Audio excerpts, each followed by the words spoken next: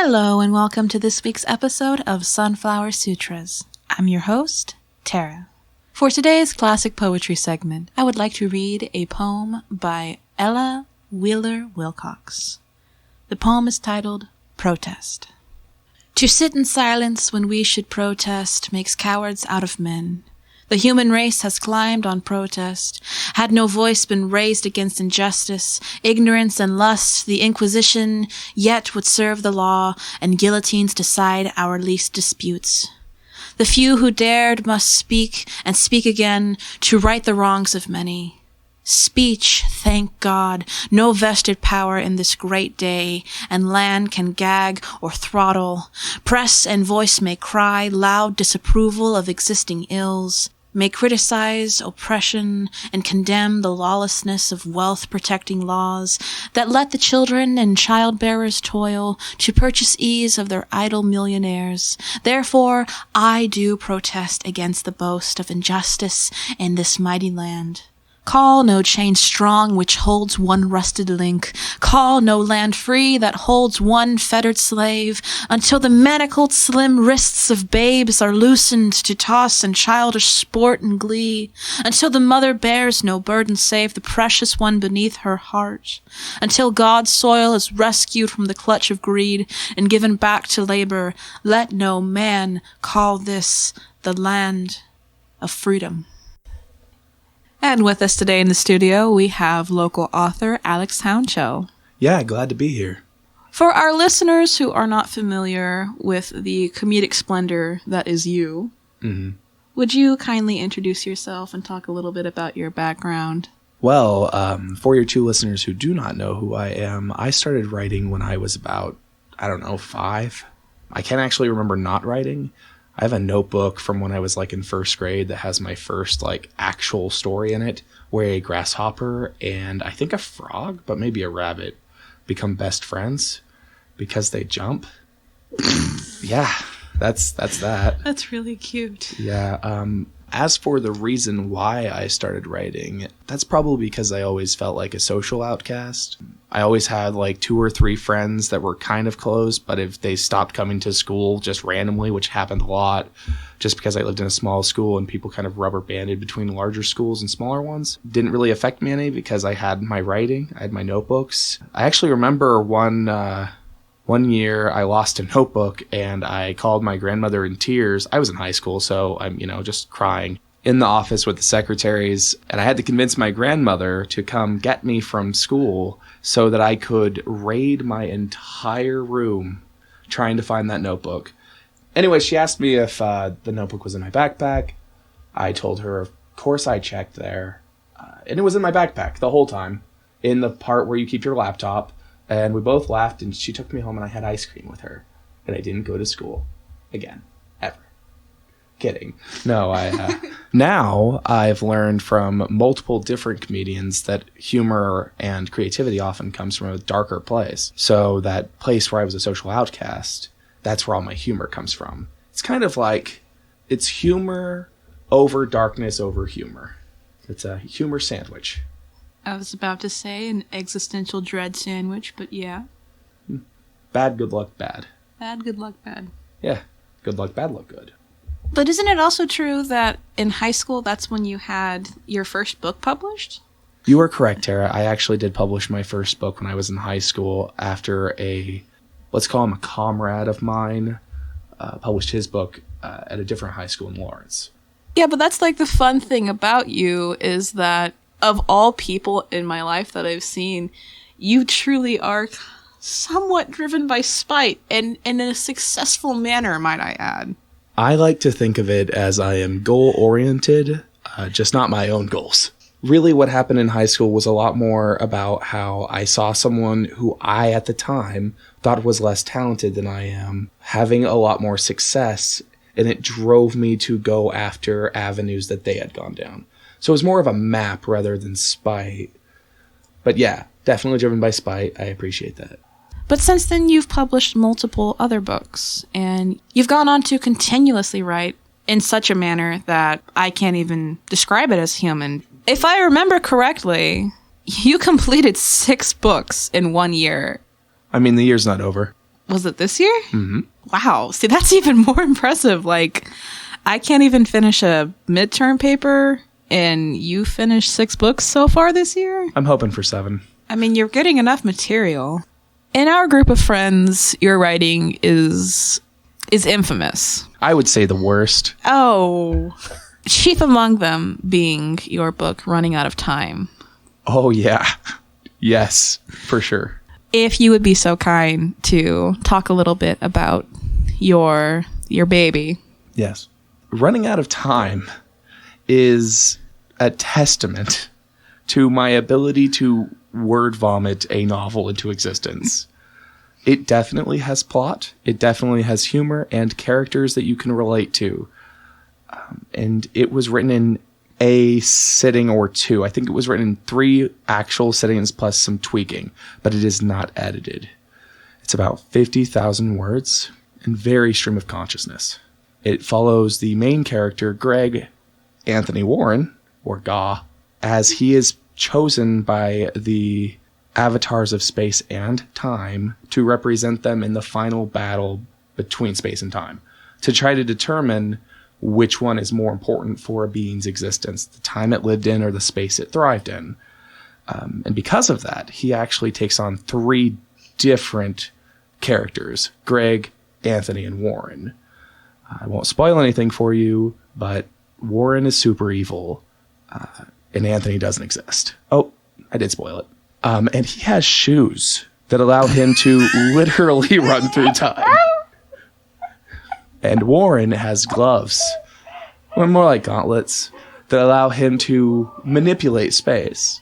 And the whole story starts because Greg is on his way to a online date and he breaks one of his shoes, something I can relate to, mostly because I was on my way to an interview today and I broke the belt on my power steering, and then I went into a store and I bought shoes from a crazy person that allow me to run through time. That might be Greg, actually. Running Out of Time actually has 3 books and I think 12 planned novels. No, wait, it's 11. No, might be 12. I can't remember. So are you the kind of writer who takes literary influences, or do you just does it really just come to you as it is? Because your stuff is very surrealist. Fair. That would kind of depend on the project. So with Running Out of Time, it kind of came at me fast and all at once, and I wrote it down. And now it's just like anything anyone says could be in Running Out of Time. If someone was like, what if it's a submarine that's also a shark, that's also a lion, that's also somehow the president of New England? I'd be like, okay, I don't know, sure, why not? But then with some other stuff like Arrow to the Heart and Descent to Darkness, there definitely are more influencers. Probably more like YA ones, young adult stuff, because that's stuff that I prefer young adult because it speaks to 2 different kinds of people, kind of like animated movies that are done well. It speaks to a younger group of people while also trying to keep, older people occupied. So you could read this to your 13-year-old and you're both, entertained. Yeah. Or alternatively, your 13-year-old could read it to you and you're like, ha ha ha ha, puns, ha ha, jokes. But no, Running Out of Time is definitely the kind of thing that it's like, oh yeah, pentagram that's also in a monocle, and it's called a pentacle, and you can summon things by looking at them. So riddle me this. How did you find the time as a college student to actually get all of this written down? I don't want to make any professors angry, so I didn't study. I might have actually did the thing that I didn't want to do. I don't study, at all. Just a quick side note. He's graduated, people, so... Sigma Tau Delta. I actually got a 32 on my ACT, and I showed up late. I appreciate the honesty for that answer. Which one? Just the fact that you actually said you just didn't study. Yeah, I actually never even bought my Spanish textbook, for the workbook part. And he told me, hey, a lot of people think they can do this, and usually they can't. And I was like, watch me. And I did.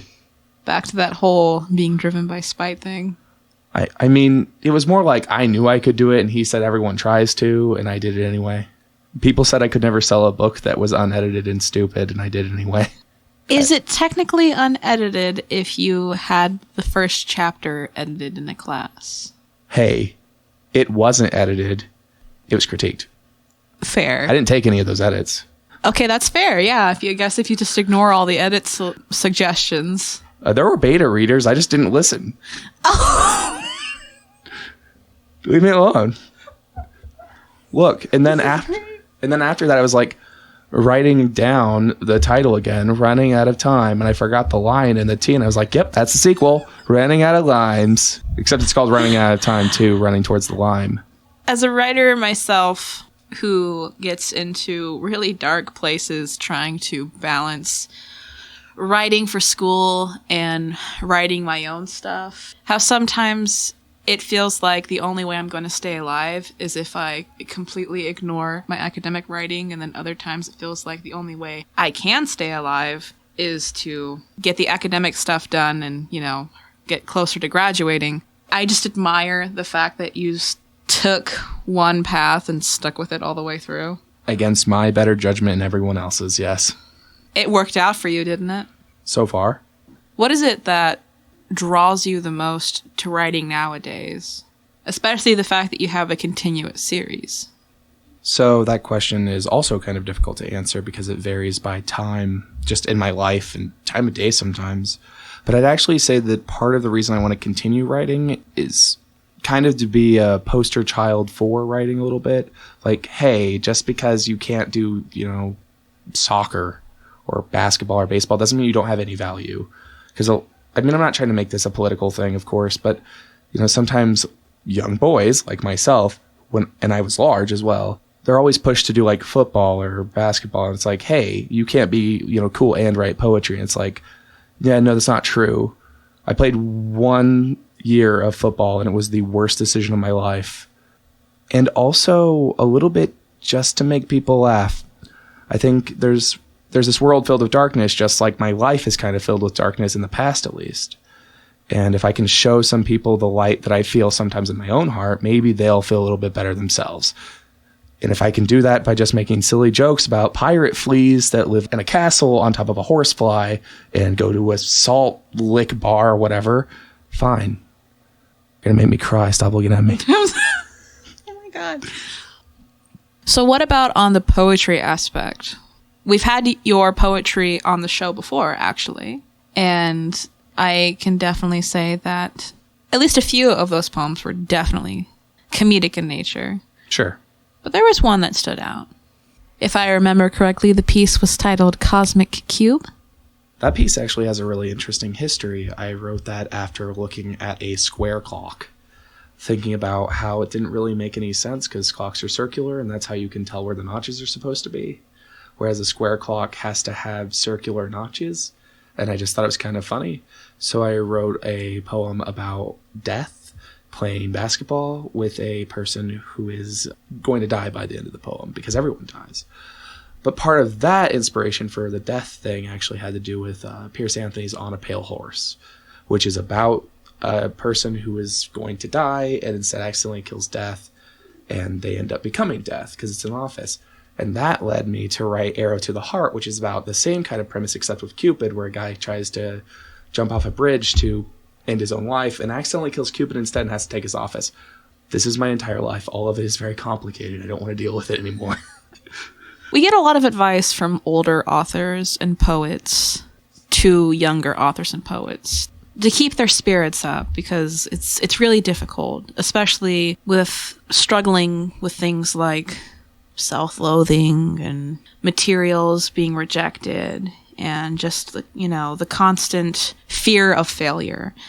But we haven't had the chance to ask a young author, what is, whether it's pretty or not, a word of advice you would have for your fellow authors out there?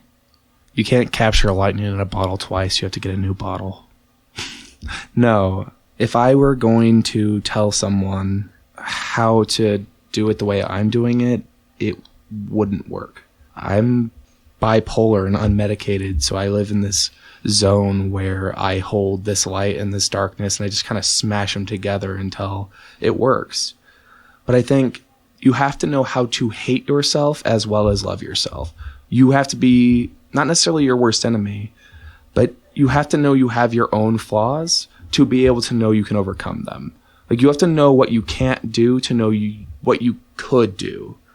And I'm not saying if you think you can't be a pilot, don't do it. If you think you can't write an epic, don't do it. I'm saying if you think you can't do it anyway. The best goals are ones you can't reach, because you'll always be reaching. You'll always be trying. You'll never stop.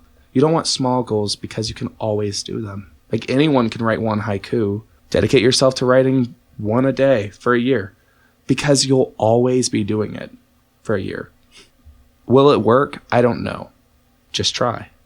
And when you fall down, fine. Keep going. And I know that sounds like a poster, but there's a reason why there are posters. No, wait. Scratch that off the record. The point is that you have to live this duality between not self-deprecation, but kind of like you have to know the darkness to know the light. But if you always stare at the wall, how will you know there's a window? It's something like that. And I know that's going to sound corny and cheesy and all that to someone, but that's all I got. I can't give you the magic answer because I don't have all of it. And I don't think there is one. You know, if you want to write an erotic version of Twilight and publish it all at once, it might work. Yellow James. If you want to write a story about a wizard boy, it might have worked before, but someone's already done it. So do what you want to do, and people will follow you as long as you're authentic. And maybe even if you're inauthentic, if that's your thing. Anything can work. You just have to put all you have into it. Also, jokes. Jokes definitely help, yes. Yeah. Thank you, Alex, for both entertaining and humbling us. You're welcome. Keep writing on. Write or die. Yes. Wait, actually, that sounds kind of dark. And now for our listener submissions. Today's poems come from Poland poet Norbert Góra. Norbert has recently published a horror fiction collection called Brutalność, which in English translates to brutality. Here where it all began. Since you came into the world, to a geyser of various emotions, fate wrote 4 letters in your heart that make up the word home. The roots of the soul that you have planted in this land, they were saturated with pain, hope, joy, and lumpy tears. First experiences flowing from the current of teachings, their true meaning passed with you across the threshold of your room. Even though you left, with the intention of building your nest, no stream can wash away the truth. Home is the place where it all began. May the coffee be with you. For many, it's just an ordinary hot drink, but the glasses of life become more pink. Caffeine clears the pathway inside the veins and shakes out the brain out of the sleep chains. After taking a sip of coffee, we gain a lot. Step by step, it creates the everyday plot. To fight the opposites, you need one shot, black or with milk, with sugar or not. A mandatory element of the transformation process, necessary to clean up yesterday's mess. A bit of brown liquid is enough to ascend as high as a puff. And lastly, where life meets death. Bitterness of fierce tears didn't rinse all of the fears. Life prescribed a recipe for loneliness. Hell's stinking alcohol blurred stress. Time has stripped me of hope, and I almost danced on a rope.